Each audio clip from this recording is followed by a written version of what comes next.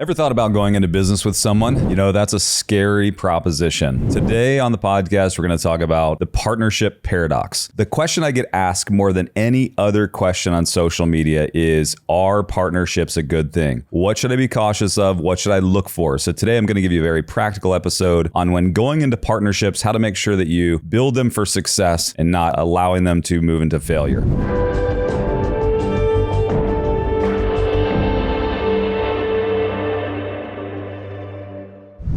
Today, the podcast is called The Partnership Paradox: Caution and Clarity in Business Alliances. You know, great partnerships can scale empires and bad ones can sink ships. The right partner multiplies your mission. The wrong one multiplies your mess. So let's get into it. So let's talk about why partnerships fail. And we'll talk about the failures of them and then ways to prevent failure. As a way of introduction, many of you know that I've had success in business alone. I've had success in business in partnerships. And currently I'm in a partnership with a guy by the name of Andrew Cordell that many of you already know, and an organization called Collective Influence. And the way that we started that partnership was very, very intentional. It was with a lot of forethought, a lot of conversations ahead of time. And I'll give you essentially the roadmap of how we created a partnership that is scaling our business today. But let's jump into why partnerships fail. If you go without clarity, you'll end up with conflict. If you go without clarity, you'll end up with conflict. Most partnerships start with excitement, with passion. You've got this idea and you think, man, this person essentially fits this gap in my life. And so because they fit a gap in my life, I'm going to pull them into this opportunity. And you jump into the opportunity with passion, with desire, and you jump in without clarity. And when clarity is not present, conflict will jump in, right? So like anytime there's a gap in clarity, oftentimes either negativity or conflict will jump in. One quick tip for those of you leading your organizations. I always say that where there's an absence of communication, negativity will fill the void. When there's an absence of communication, negativity will fill the void. If you're not patting your people on the back, if you're not telling them what they're doing in a positive way, if you're not reinforcing good behavior, oftentimes the human mind, the human experience will fill in that void, will fill in that gap with negativity. So if you're struggling with people fulfilling their purpose, taking the next step in their space inside of your organization, reinforce them. Don't allow the negativity to fill the gaps, to fill in the void. Make sure that you're speaking. And the same way with partnerships, where there's a lack of clarity, oftentimes conflict comes in. So anytime you're in a partnership, and there's not clarity between roles, clarity between the two parties where you know exactly where you're going, where the end state or end goal is, what the roadmap is along the way, then oftentimes there's conflict. Because if you think about it, you jumped into the partnership because you felt like you were missing something or you felt like that person had something to add. But oftentimes what that means is that you guys are in opposition, that you are opposites. You are bringing something to the table that's unique. When you bring something to the table that's unique, you bring a different flavor, a different flair. You bring a different mindset. You bring a different context. You bring a different style, and all of that breeds conflict if there's not clarity in where you're headed and who has what responsibilities. Many partnerships start on an emotional connection, not the complementary technical values. You say like, man, there's this emotional connection. You're excited about where you're headed, and so you connect emotionally. And let me ask you, as those of you that have been in any relationship, is an emotional foundation a good foundation? Or is truth and information a good foundation? And that's where partnerships start and the failure begins. The number one failure, though, in partnerships are assumed alignment without defined roles. So we just assume that because you're good at this and I'm good at that, we're naturally just going to do this together, and you're going to fulfill your role and I'm going to fulfill my role. And that's just not how it works. If you start your partnership that way, then you ultimately are going to fail. And by the way, partnerships are more than just business partnerships. It can be relational partnerships. It can be any type of partnership. And so the number one failure is assumed alignment without defined roles. Let me give you just some red flags, because some of you have already jumped into partnership. You're stuck And I'm going to help you get unstuck, number one. Also, if you haven't created a partnership, I'm going to give you some guidelines for the pathway to make sure that you don't fail. But here are some red flags if you're in a partnership that needs more definition. You have undefined decision-making rights. No one really knows who's in charge and what decisions get to be made by which partner. Number two, uneven value creation or capital input. Right? So like if one person is putting a bunch of money in and the other person is not, or one person's putting in the money and the other person's putting in value, we need to create the correct value exchange. If not, bitterness and frustration sets in when one person's providing capital, the other person's putting in sweat equity, and we don't have a value exchange that's already predetermined. That's a red flag. Number three, a lack of operating agreement or a buy-sell clause.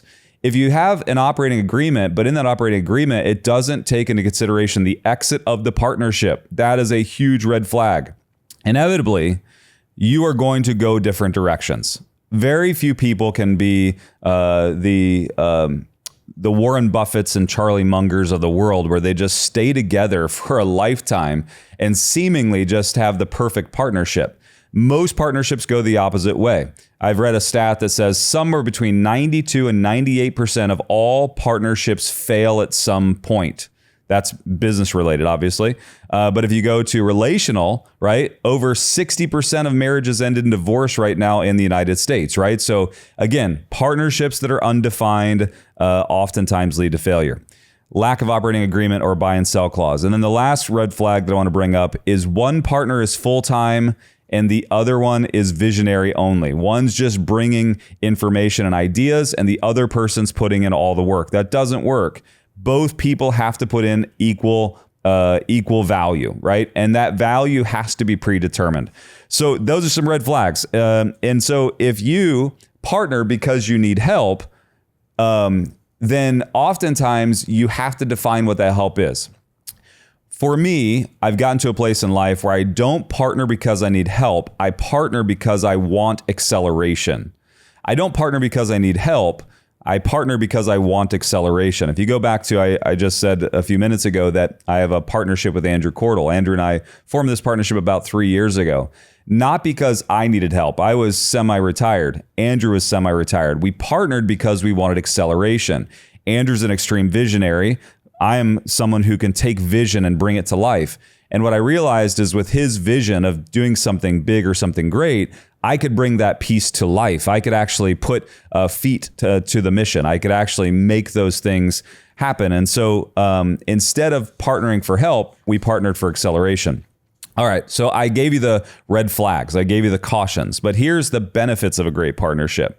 So when you're thinking, should I partner? Here's some of the benefits, right?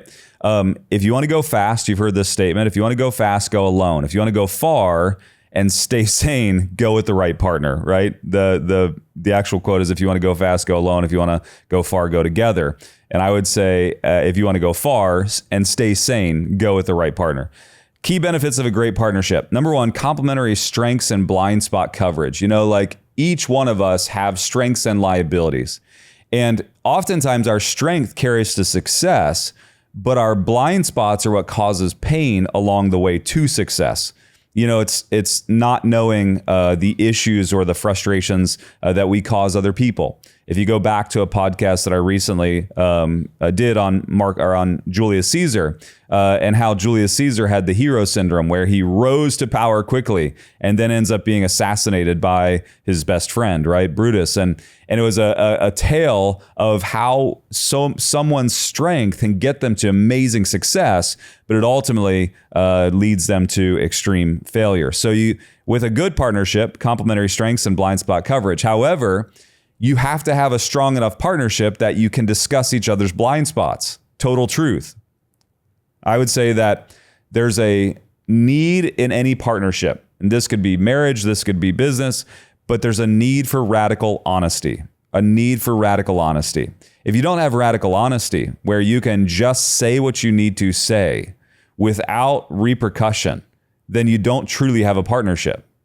If you do not have the ability to tell your partner, right? Someone who is your equal, someone who is there to support you, someone that is there for complementary strengths and blind spot coverage. If you don't have the ability to be honest with that person, radical honesty, then you don't have a partnership.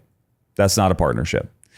Faster scaling through divided roles. Like what I said is it's important to choose partnership based on this desire or this passion to accelerate, not to just fix something that's wrong in your life, right?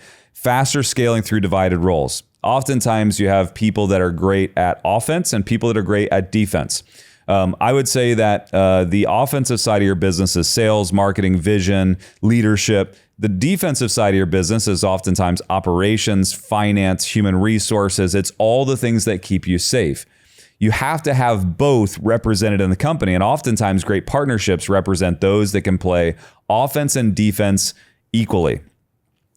Emotional resilience and strategic sounding board, right? So one thing that I've had issues with in my organizations as I was a growing entrepreneur is I want to share my ideas with everyone. And so I walk in and I just unload my ideas. I throw up my ideas on the people. And oftentimes they're already overloaded. And somebody in an organization where you're driving and you're pushing, your people can get fatigued. And so what you have to do is you have to temper those ideas. Well, a good partnership allows you to share ideas together without ever creating fatigue to the team.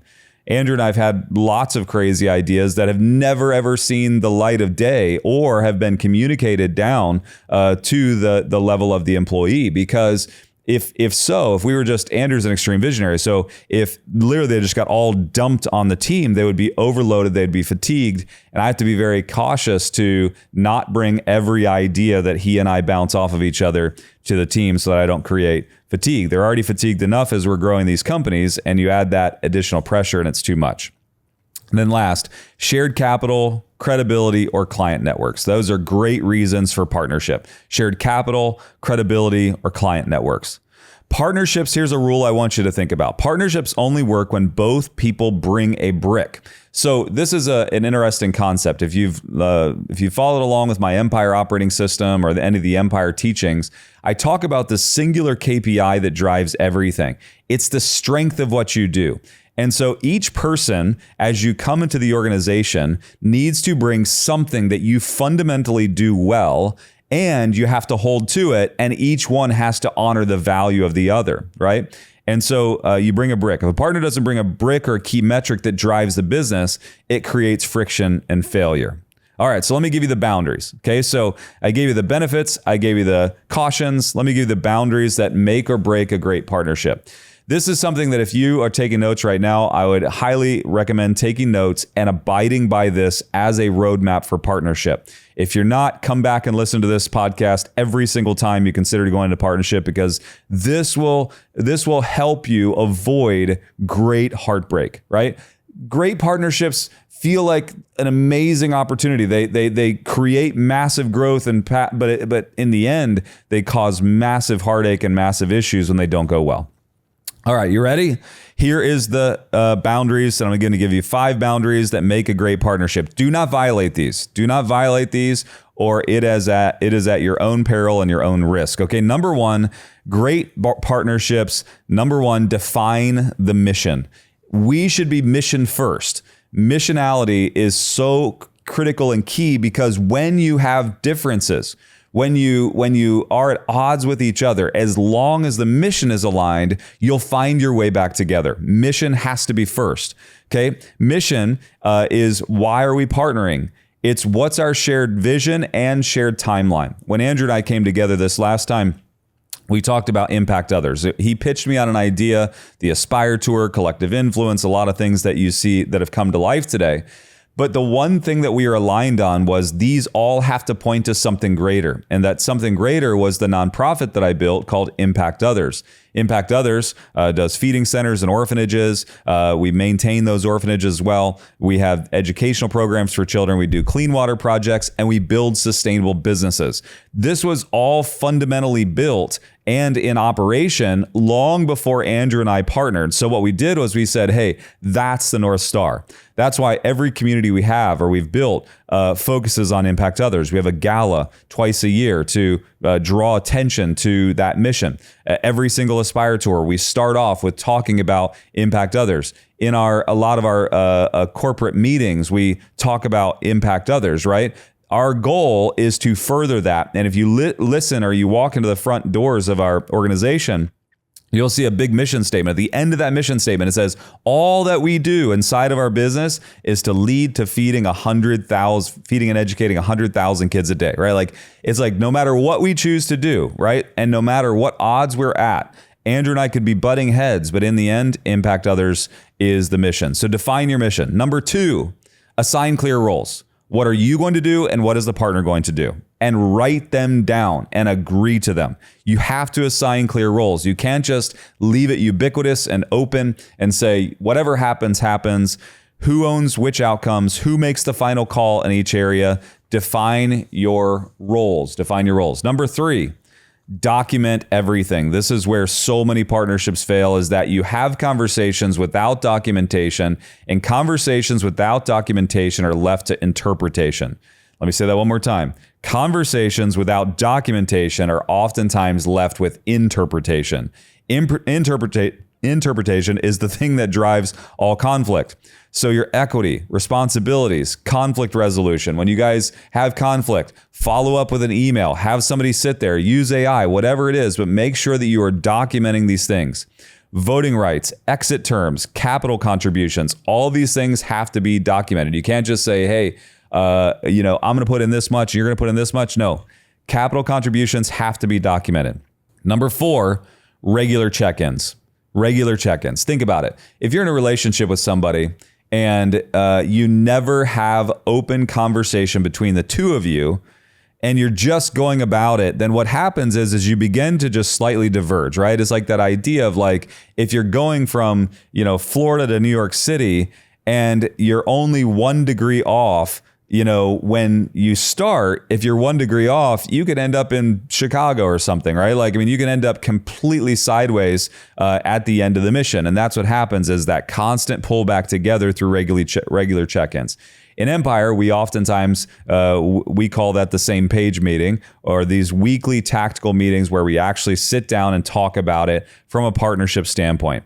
And then quarterly vision alignment. I am such a firm believer in every quarter we have to realign where we're going, not the mission. The mission stays the same, but the fundamental pathway towards the mission, I believe, should be a quarterly pursuit. And number 5, this is the hard one because nobody wants to do this, but it is vital, is you have to plan the exit before you start. If one of us wants out, how does that happen? You have to ask that question. Build the off-ramp before you ever get on the highway. Build the off-ramp before you ever get on the highway. In the end, partnerships should be there to support you, to build you, to help grow. But in the end, they shouldn't be there to harm you. So have the hard conversation in the beginning and talk about the exit. If one of us wants out, what does this look like? How does that happen? Is there a buyout? Is there an exit pathway? Create the off-ramp before you actually build the highway or jump on the highway, okay?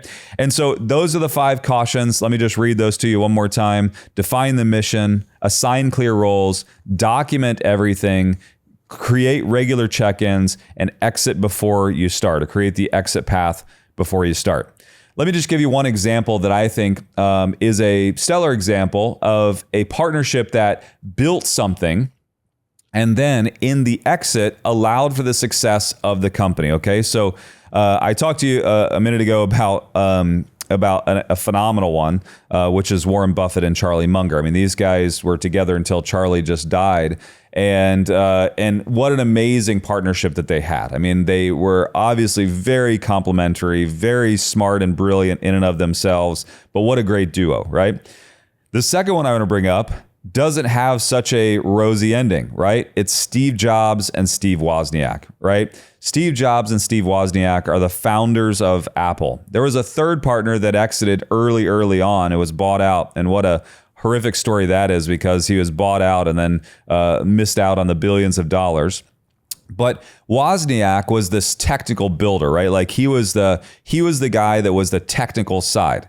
Jobs was the visionary guy. He was the marketer. He understood how to raise capital. He was one who was out talking and rubbing shoulders with people. And these two guys got together to build the very foundation of Apple, right? They had early success. They had amazing success because their synergy of Wozniak actually being able to build what was in the head of Steve Jobs allowed them to build this very first computer. And these two had amazing early success. The problem is that partnership was not built for scale. Steve Jobs was a visionary. They say he's a very difficult person to work with. Oftentimes you'll find more of his former employees who don't necessarily say negative things. They just say that he was extremely hard to work for and that they couldn't work there forever. But he was a force to be reckoned with. But he was that visionary leader, the marketer. He brought the capital. The partnership was not built for scale, though. Wozniak became disconnected from the business vision. You know, Wozniak was hyper-focused on that early vision of every home should have a computer, but was very focused on that. Jobs wanted to expand the product offerings. He wanted to give different variations to different people. And Jobs really wanted to create a different future for computing, right? And then Jobs eventually takes over control. The lesson is partnerships may not work or they may work in one season, but they must evolve or be restructured for scale. If Wozniak and Jobs end up together for the long haul, I do not believe that Apple would be what Apple is today. I think that their conflict would have prevented them from the success that it could be. I think that Steve Jobs, visionary leader, saw something that Wozniak did not. Wozniak was building for the vision that he could absorb or he could assume. And in the end, Wozniak stepped away, which I think was the greatest gift he ever gave to Apple. I don't think it was his technical ability. I think it was his understanding that his own limitations prevented Apple from getting to where Jobs wanted it to go. And I think that that's important, is when you realize that your own limitations are holding back the organization from a partnership standpoint, it's time to walk away, or it's time to find a contribution that is commensurate to what you bring. Apple survived because the company was more clearly defined than the partnership was. In the beginning, they struggled, and they really struggled to get to a breaking point, and they may have even had some conflict that essentially was brought to the forefront later. I had the privilege of speaking with Steve Wozniak on a couple different occasions. He spoke for an event that I held in Kansas City one time and got the chance to pick his brain. And he said that the hardest thing that he ever had to do in his life was admit that what Steve Jobs was thinking or what Steve Jobs was dreaming of, he didn't possess the ability to take it there. He said that was the hardest thing. And in the end, he made the right choice. He walked away. He walked away to his benefit, right? Like Steve did not lose a bunch of money, or Wozniak did not lose a bunch of money. He walked away properly.